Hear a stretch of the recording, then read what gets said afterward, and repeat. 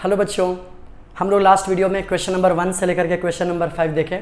अब हम लोग नेक्स्ट क्वेश्चन जो कि क्वेश्चन नंबर 6 से लेकर के क्वेश्चन नंबर 10 हम लोग इस वीडियो में देखेंगे। बहुत आसान सा चैप्टर है और आसान सा एक्सरसाइज में बोल सकता हूँ, प्रैक्टिस है 2.1।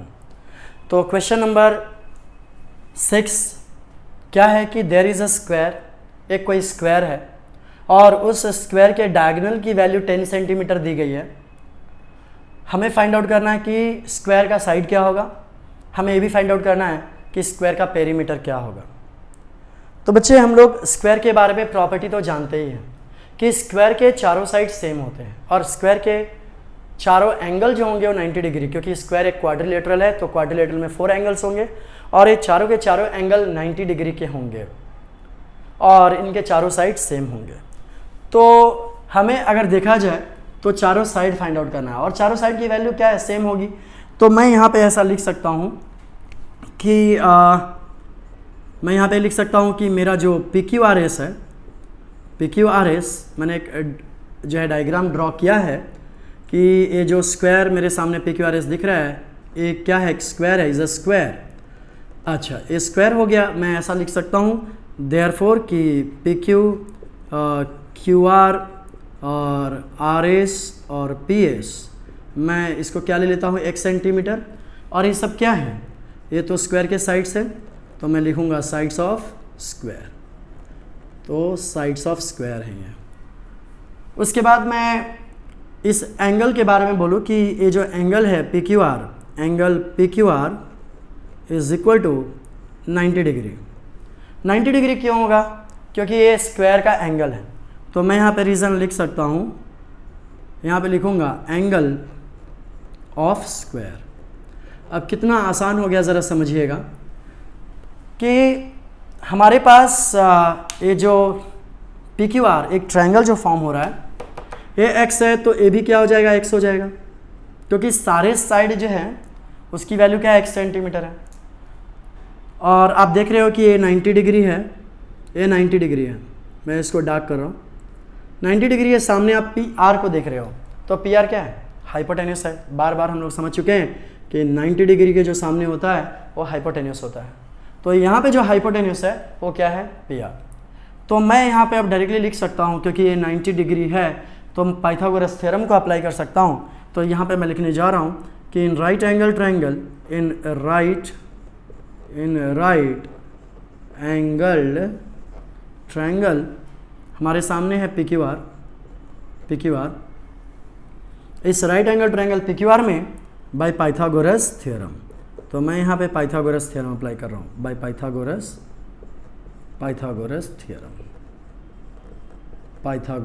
थ्योरम। अब क्या आपको दिख रहा है, इस 90 डिग्री के सामने PR ये क्या है बच्चा, हाइपोटेन्यूस है। तो क्या जानते हैं हम लोग, hypotenuse square is equal to 1 side square plus other side square. तो लिख देते हैं हम लोग यहाँ पे हाइपोटेन्यूस क्या है अपना, हाइपोटेन्यूस है PR, तो PR square is equal to value है PQ, तो PQ लिखते हैं PQ square plus QR square. अब कोई बहुत बड़ा चीज़ हम लोग यहाँ पे नहीं कर रहे हैं, वैल्यू रख देते हैं। PR की वैल्यू है 10 तो यहाँ पे 10 का स्क्वायर लिख देते हैं, और PQ की वैल्यू है x तो x स्क्वायर लिखते हैं। यहाँ पे QR की वैल्यू है x तो उसे भी हम लोग लिख देते हैं। ठीक है, तो आगे की ओर हम लोग यहाँ पे बढ़ते हैं, यहाँ पे ध्यान दीजिएगा। तो 10 का स्क्वायर क्या हो गया, 100 लिख देते हैं 100। x स्क्वायर और ये x स्क्वायर, तो x square plus x square, देखिए ना, x square plus x square, तो 2 टाइम्स x स्क्वायर हो गया। हम लोग जुब जपाक वाला स्टेप कर देते हैं, 2x स्क्वायर इधर आ जाएगा, 100 उधर चला जाएगा। तो क्या करता हूँ मैं, देख लीजिए, 2x स्क्वायर इधर आ गया पूरा और ये 100 हो गया। तो x स्क्वायर की वैल्यू क्या हो जाएगी, 100/2। तो 100/2 x स्क्वायर आ जाएगा अपना 50। ठीक है, x स्क्वायर की वैल्यू 50 हो गई। हाँ, तो x क्या हो जाएगा, तो स्क्वायर रूट आ जाएगा। क्यों, क्योंकि यहाँ से स्क्वायर हटाया, तो x क्या हो जाएगा बच्चा, ये 50 को क्या लिख सकते हैं हम लोग, 50 को ऐसे भी तो लिख सकते हैं, 25 × 2। आखिर ऐसा ही क्यों लिखा, इसलिए ऐसा लिखा कि 25 का स्क्वायर रूट 5 होता है। तो यहाँ पे ध्यान दीजिएगा, x इज इक्वल टू 25 का स्क्वायर रूट 5 और ये हो गया √2। मैं यहाँ पे सेंटीमीटर लिख सकता हूँ। तो हमारी ये जो वैल्यू आई ना वो x की वैल्यू आ गई। और अगर आप देखिए x ही अपना साइड है, x को ही हमने साइड माना है, P Q Q R R S P S इसको हमने x माना है। तो मैं यहाँ पे लिख सकता हूँ directly therefore P Q is equal to Q R is equal to R S is equal to P S is equal to 5√2 centimetre. x के प्लेस पे लिख दिया। एक और लाइन ऐड करना चाहते हो तो लिख सकते हो देयरफॉर साइड ऑफ स्क्वायर। तो साइड ऑफ स्क्वायर कितना आ गया 5√2 सेंटीमीटर, 5√2। तो ये तो हमें साइड मिल गया। अगर आप ध्यान दीजिए तो पेरीमीटर भी है हमारे पास। ये देखिए हमारा साइड आ चुका है, साइड ऑफ स्क्वायर। हमारे सामने पेरीमीटर भी तो है। तो टोटल 4 साइड है ना, 4 साइड्स है, देख लीजिए 4 साइड्स है। तो पेरीमीटर क्या होगा, वो 4 साइड्स को हम लोग ऐड कर देते हैं या 4 से मल्टीप्लाई कर देते हैं। तो यहाँ पे लिखते हैं बच्चों पेरीमीटर ऑफ स्क्वायर, ये हमें फाइंड आउट करना है। तो पेरीमीटर ऑफ स्क्वायर क्या हो जाएगा 4 इंटू साइड, 4 इंटू साइड। तो 4 साइड की वैल्यू क्या है 5√2 है, साइड की वैल्यू आप देख सकते हो 5√2 है। तो 4 इंटू 5√2, 4 5 जार कितना हो जाएगा 25, 4 5 जार 20√2। तो ये जो हमें मिला 20√2 सेंटीमीटर, ये किसकी वैल्यू मिल गई, पेरीमीटर की वैल्यू मिल गई। तो मैं यहाँ पे लिख देता हूँ ना, यहाँ पे लिख देता हूँ पेरीमीटर ऑफ स्क्वायर। ये पेरीमीटर ऑफ स्क्वायर है अपना, पेरीमीटर ऑफ स्क्वायर। तो हमने perimeter of square find out कर ली। पेरीमीटर ऑफ स्क्वायर की वैल्यू क्या है, यहाँ पे हमने सॉल्व किया अभी। पेरीमीटर ऑफ स्क्वायर है 20√2 सेंटीमीटर। तो साइड फाइंड आउट कर लिया हम लोगों ने, और सेकंड जो फाइंड आउट करना था पेरीमीटर वो भी फाइंड आउट कर लिया। साइड ऑफ स्क्वायर आ गया 5√2 सेंटीमीटर, पेरीमीटर ऑफ स्क्वायर आ गया 20√2 सेंटीमीटर। बहुत आसान सा सम था बच्चों। वीडियो पॉज कीजिए, लिख लीजिए। ओके बच्चों, तो बढ़ते हैं हम लोग नेक्स्ट क्वेश्चन की ओर। Question number 7। आप देखिए यहाँ पे क्वेश्चन नंबर 7 को हमें फाइंड आउट करना है EG, FD और EF। जब डायग्राम को देखें तब समझ में आता है कि एक राइट एंगल ट्रायंगल है जो कि बड़ा है, 90 डिग्री है, जो वर्टाइसेस F है वहाँ पे, और उसी F से जो है परपेंडिकुलर ड्रॉ किया गया है। और जो परपेंडिकुलर ड्रॉ किया है बच्चों, यहाँ पे जो पॉइंट है वो पॉइंट है G, जहाँ पे परपेंडिकुलर ड्रॉ किया है ये G है, ठीक है। तो हमें फाइंड आउट करना है EG, FD, EF। गिवन है बड़ा वाला जो ट्रायंगल है उसका एक एंगल 90 डिग्री है, और जहाँ पे 90 डिग्री है वहीं से परपेंडिकुलर ड्रॉ किया है। कहाँ पे ड्रॉ किया, हाइपोटेन्यूस पे। तो मैंने ऑलरेडी आप लोगों को बताया है कि अगर कुछ ऐसा ट्रायंगल हो जहाँ पे एक 90 डिग्री हो और दूसरा 90 डिग्री से उसके हाइपोटेन्यूस पे परपेंडिकुलर हो, तो वहाँ पे एक प्रॉपर्टी आती है और उस प्रॉपर्टी का नाम है ज्योमेट्रिक मीन। तो जो भी चीज़ें दी गई थी वो मैंने लिख लिया। अब बहुत आसान है, आसान तरीके से इसे सॉल्व कर लेंगे। अब देखिए यहाँ पे जिसकी वजह से ट्रायंगल के 2 पार्ट हो गए उसको हम लोग क्या करेंगे, स्क्वायर लिख लेंगे। ऐसे सम हम लोग कर चुके हैं। तो मैं लिखूँगा FG square is equal to, अब हाइपोटेन्यूस को एक पॉइंट पर कट किया जो कि पॉइंट G है, जिसकी वजह से वो हाइपोटेन्यूस 2 पार्ट में डिवाइड हो गया है। वो दोनों पार्ट को हम लोग मल्टीप्लाई करके लिख देंगे EG इंटू, देखिएगा EG है और यहाँ पे क्या लिख देते हैं GD। रीज़न तो देना पड़ेगा, रीज़न है by the property of geometric mean. ये रीज़न हमें लिखना पड़ेगा by the property of geometric mean, geometric mean. Okay बच्चों, अब क्या करेंगे, वैल्यूज रख देते हैं हम लोग। FG की वैल्यू क्या है आप देख सकते हैं, FG की वैल्यू है 12, तो 12 स्क्वायर लिख देते हैं। यस, हाँ 12 ही है। उसके बाद EG की वैल्यू नहीं पता, वो फाइंड आउट करनी है। और GD आपके सामने 8 है, ये हो जाएगा 144। ये हो गया EG इंटू 8। अब हम लोग क्या करते हैं बच्चों, जानते हैं कि इक्वल के साइड वाला पूरा उधर लेके जाएंगे, जपाक स्टेप आ जाएगा। तो EG इंटू 8 हो जाएगा। यहाँ पे ध्यान दीजिए, EG into 8 is equal to, यहाँ पे लिख देंगे 144। अब यहाँ पे लिख देंगे ई जी इज इक्वल टू 144, और यहाँ पे 8 है का डिवाइड हो जाएगा क्योंकि मल्टीप्लिकेशन है। तो जब हम लोग डिवाइड करेंगे तो क्या हो जाएगा, यहाँ पे ध्यान दीजिए, यस 18 8 ज़ा 144। तो therefore E G is equal to 18 units. तो ई जी की वैल्यू हमें मिल गई। ई जी की जो वैल्यू मिली है वो कितनी मिली है, 18 यूनिट्स। तो मैं यहाँ पे इसे लिख देता हूँ, ये ई जी की वैल्यू आ गई। अब आगे की ओर बढ़ते हैं, हमें ई जी मिल गया, देखते हैं आगे कैसे सॉल्व करना है। यस, आप देख सकते हो डायग्राम को कि दो ट्रायंगल है, मैं इसे छोटा वाला ट्रायंगल मान लेता हूँ और इसे बड़ा वाला ट्रायंगल मान लेता हूँ। अब हम लोग एफ डी की ओर बढ़ेंगे। अगर इस छोटे वाले राइट एंगल ट्रायंगल को देखो तो आपको समझ में आएगा कि ये एफ डी हाइपोटेन्यूस है। हाइपोटेन्यूस क्यों है, क्योंकि उसके सामने 90 डिग्री है जी, जी के अपोजिट में है एफ डी। तो क्या करेंगे, जब मुझे ई जी मिल गया तब ये दोनों जो ट्रायंगल दिख रहे हैं उसमें बाय पाइथागोरस थ्योरम अप्लाई कर देंगे। क्यों? क्योंकि यहाँ पे 8 है और 8 12 है, तो अपने आप मुझे एफ डी की वैल्यू मिल जाएगी। तो मैं क्या करूँगा, यहाँ पे देखिए, in right angle triangle, in right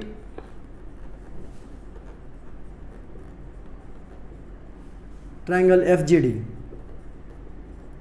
bye Pythagoras theorem, by Pythagoras theorem, formula होता है हाइपोटेन्यूस। अब हाइपोटेन्यूस यहाँ पे क्या देखिए, ये 90 है, 90 के ऑपोजिट में देख लीजिए एफ डी क्या हो जाएगा, हाइपोटेन्यूस हो जाएगा। तो हम लोगों ने पढ़ा है कि जो हाइपोटेन्यूस होता है उसका स्क्वायर, एक साइड जो है यहाँ पे आप देख सकते हो जी डी है, तो जी डी स्क्वायर, दूसरा जो साइड आप देख रहे हो यहाँ पे एफ जी है, तो एफ जी स्क्वायर कर देंगे। करना क्या है, अब वैल्यू रखो, और क्या वैल्यू क्या है, जी डी की वैल्यू 8 है तो 8 स्क्वायर कर देते हैं। एफ जी की वैल्यू कितनी है, 12, ध्यान दीजिए, तो 8 स्क्वायर हो गया 64 प्लस 12 का स्क्वायर हो गया 144। इसको जब ऐड करेंगे तो आ जाएगा 448 64 0, यहाँ पे 208, तो ए एफ डी स्क्वायर आया। तो हमें एफ डी क्या मिल जाएगा, इसका स्क्वायर रूट ले लेंगे 208, ठीक है। तो अब इसको फैक्टराइज कर देते हैं हम लोग, ऐसे लिख सकते हैं 16 इंटू 13 अगर करते हैं हम लोग बच्चों, अगर 208 को 16 इंटू 13 अगर कर देंगे तो 208 आ जाएगा।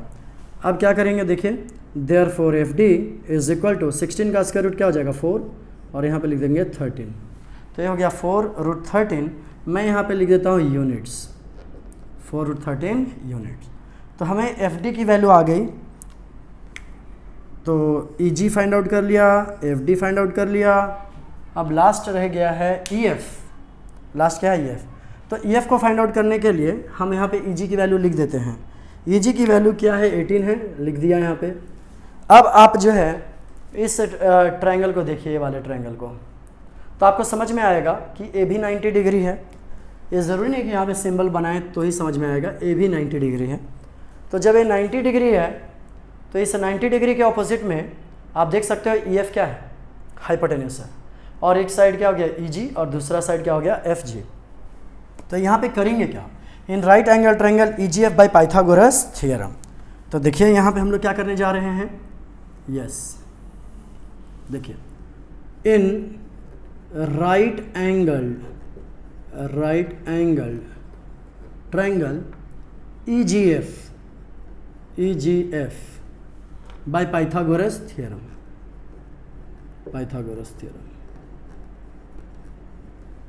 Bye Pythagoras theorem. बच्चों बहुत आसान होगा आप लोगों के लिए बताना कि हाइपोटेन्यूस क्या है। हाइपोटेन्यूस आपको दिख रहा है ई एफ, तो हम लोग यहाँ पे लिख देते हैं ई एफ। तो ये हो गया ई एफ स्क्वायर, और एक साइड दिख रहा है मुझे ई जी, तो उसका स्क्वायर कर दिया, और दूसरा दिख रहा है एफ जी, उसका स्क्वायर कर दिया। अब यहाँ पे हम लोग वैल्यूज़ रख देते हैं। ई जी की वैल्यू हमें दिख रही है 18 स्क्वायर प्लस, और उसके बाद एफ जी की वैल्यू हमें दिख रही है 12, तो 12 स्क्वायर। अब 18 स्क्वायर हो जाएगा बच्चों 324 प्लस ये हो जाएगा 144। अब इसको हम लोग ऐड करेंगे, देख लीजिए ऐड करेंगे 4 4 8 हो जाएगा, 4 2 6 हो जाएगा और यस यहाँ पे ऐसे हो जाएगा। ठीक है, ये आ गया EF स्क्वायर है बच्चों। अब इससे इस स्क्वायर को हटा देंगे, स्क्वायर रूट आ जाएगा तो 468, यहाँ पे मैं 468 लिख देता हूँ। तो और आगे की ओर मैं बढ़ूँ, इसको फैक्टराइज करूँ तो कुछ इस तरीके से आ जाएगा 36 × 13। हम जानते हैं कि 36 का स्क्वायर रूट 6 होता है, 13 का स्क्वायर रूट तो फाइंड आउट कर ही नहीं सकते। So therefore EF is equal to हो जाएगा 6√13 यूनिट्स। क्योंकि यहाँ पे सेंटीमीटर मीटर कुछ दिया ही नहीं है तो हम लोगों ने क्या लिख दिया, यूनिट्स लिख दिया। तो बच्चों हम लोगों को क्या मिल गया, EF मिल गया। तो इस तरीके से हमने दोनों वैल्यू फाइंड आउट कर ली। तो फर्स्ट को फाइंड आउट करने के लिए हमने by the property of geometric mean apply किया, सेकंड बाय पाइथागोरस थ्योरम और थर्ड भी बाय पाइथागोरस थ्योरम। बहुत आसान है बच्चों, वीडियो पॉज करके आप लिख लीजिए। Okay great. नेक्स्ट क्वेश्चन है क्वेश्चन नंबर 8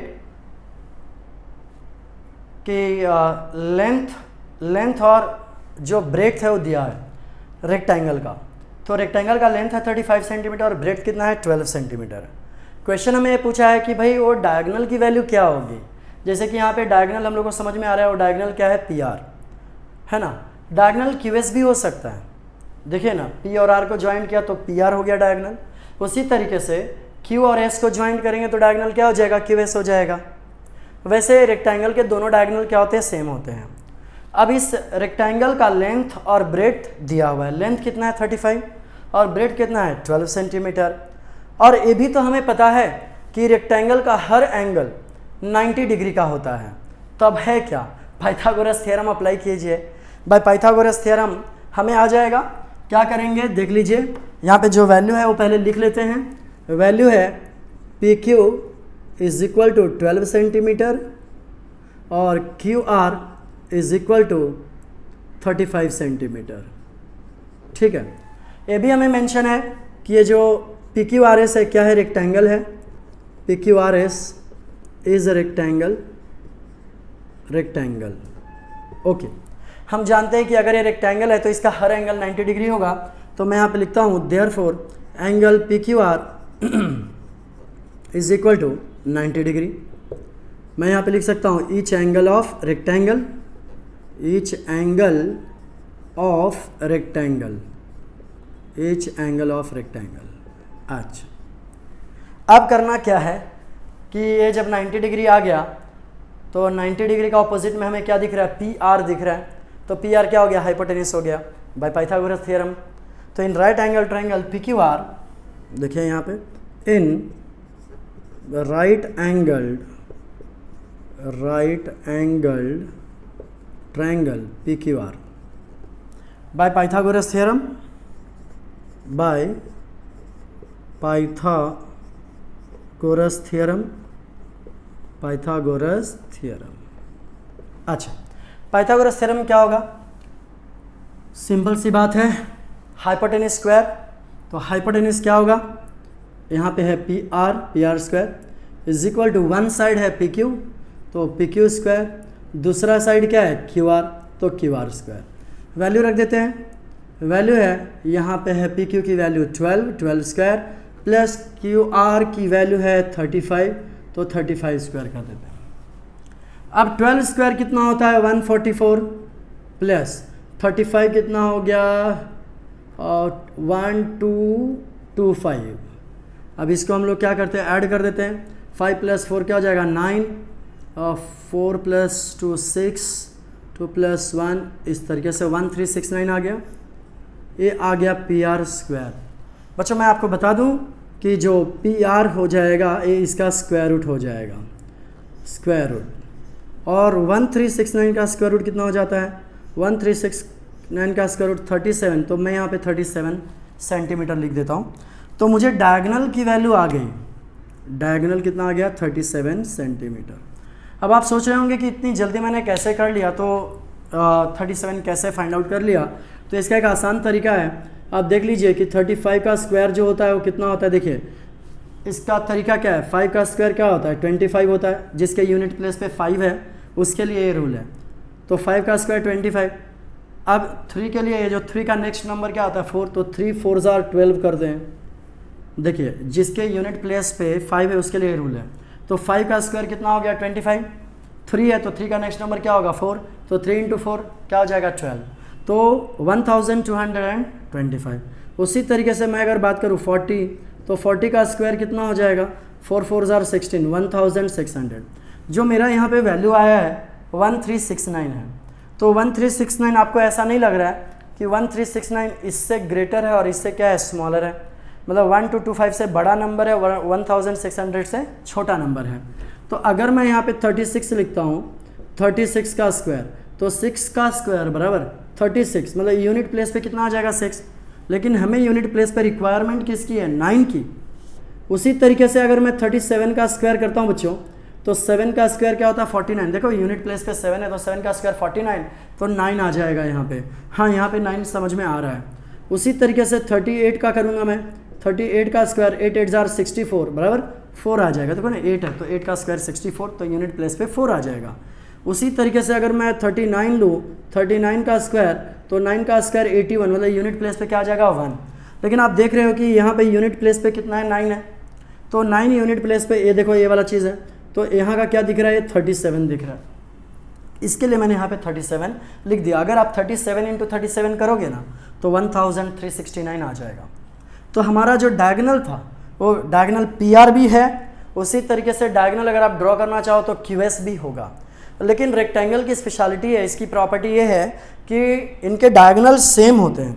तो PR 37 है तो QS भी 37 हो जाएगा। मैं डायरेक्टली यहाँ पे लिखूँगा therefore diagonal of rectangle is equal to 37 centimetre. तो बच्चों ये अपना क्या आ गया फाइनल आंसर आ गया। तो आप इसे कॉपी कर लीजिए। ओके बच्चों, तो ये रहा क्वेश्चन नंबर 9। डायग्राम है इसका, आप देख सकते हो कि R यहाँ पे 90 डिग्री है और क्या मेंशन है कि ये जो M है वो इस QR का मिड पॉइंट है और ये 90 डिग्री है। प्रूव हमें करना है कि PQ square is equal to 4PM square minus 3PR square. अब इसको कैसे हम लोग प्रूफ करेंगे वो ज़रा समझिए।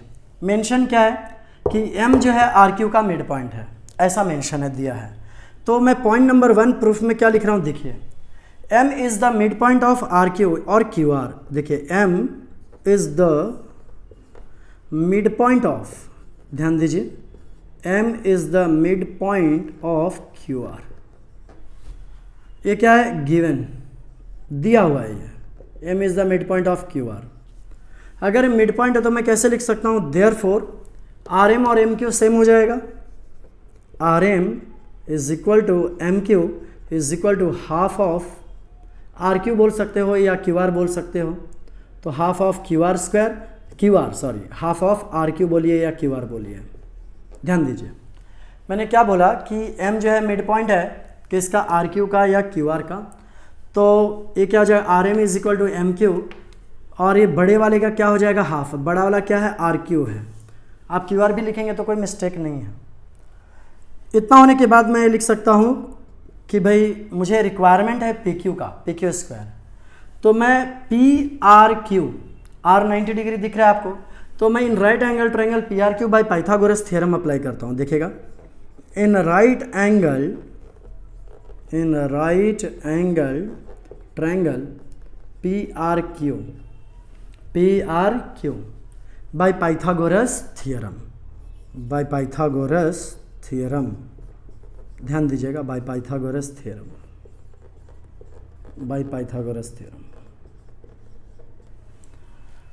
अब ये 90 डिग्री है ये वाला, तो हाइपोटेनस क्या हो जाएगा PQ। तो मैं यहाँ पे लिखूँगा PQ square is equal to, ये हाइपोटेनस है, एक साइड है PR और दूसरा साइड क्या है RQ। तो मैं यहाँ पे लिखूँगा PR square plus RQ square. सही बात है ना, इन right angle triangle PRQ bye Pythagoras theorem तो मैं बड़े वाले ट्रायंगल को देख रहा हूँ, तो हाइपोटेन्यूस हो जाएगा पी क्यू और एक साइड पी आर हो जाएगा और दूसरा साइड आर क्यू हो जाएगा। इसी तरीके से अगर मैं right angle triangle P R M की बात करता हूँ, ध्यान दीजिए point number three, in right angle triangle P R M by Pythagoras theorem,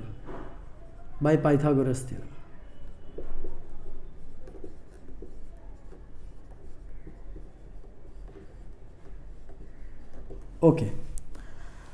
अब आप देख सकते हैं मैं पी आर एम की बात कर रहा हूँ, छोटे वाले ट्रायंगल की।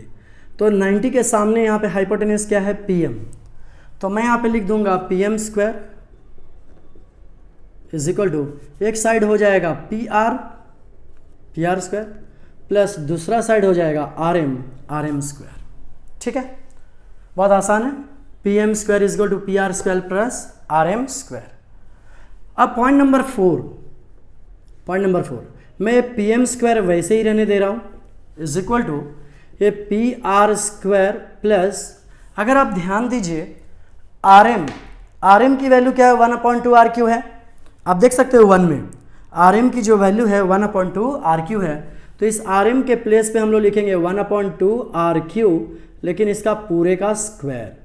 अगर आप ध्यान दो तो मैं कहाँ से इसे कॉपी करके लिख रहा हूँ, मैं लिख रहा हूँ इक्वेशन नंबर 1 और मैं इस्तेमाल कर रहा हूँ इक्वेशन नंबर 3 का। तो मैं यहाँ पे लिख सकता हूँ फ्रॉम 1 and 3, ये 3 इक्वेशन को मैं देख रहा हूँ। मैंने क्या किया, पी एम स्क्वायर यहाँ से कॉपी किया, पी आर स्क्वायर यहाँ से कॉपी किया और आर एम की वैल्यू क्या है 1/2 आर क्यू। अब देखिए क्या होगा यहाँ पे।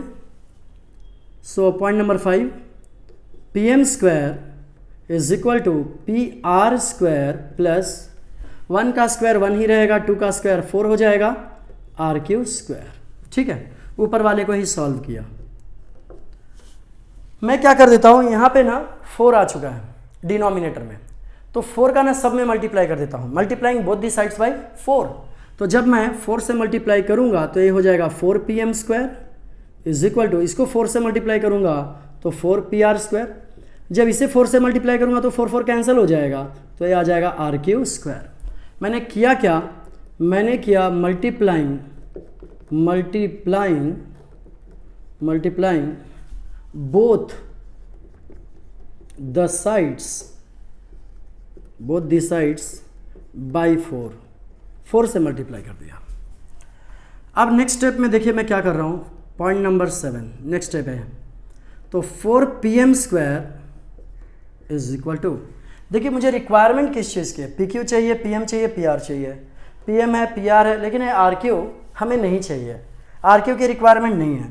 तो एक टेक्निक है, 4 पी आर को कैसे लिखा जा सकता है, 3 P R square plus 3 time P R square plus 1 time P R square plus R Q square. बात तो वही हो गई ना, 3 टाइम्स और 1 टाइम, कितना टाइम्स हो गया, 4 टाइम्स। तो 4 टाइम्स पी आर स्क्वायर को मैंने क्या लिख दिया, 3 times P R square plus P R square, तो ये 4 टाइम्स हो गया प्लस आर क्यू स्क्वायर। अब ज़रा देखिएगा पॉइंट नंबर 8 को, ये हो गया 4 P M square is equal to, ये 3 पी आर स्क्वायर लिख देता हूँ मैं। अच्छा बच्चों, अब देखिए P R square plus R Q square, P R square, ये यहाँ पे ध्यान दीजिए, इस सेकंड पॉइंट को देखिए, P R square plus R Q square की वैल्यू क्या है, पी क्यू स्क्वायर। तो मैं इसके प्लेस पे P R square plus R Q square के प्लेस पे मैं क्या लिख सकता हूँ, पी क्यू स्क्वायर।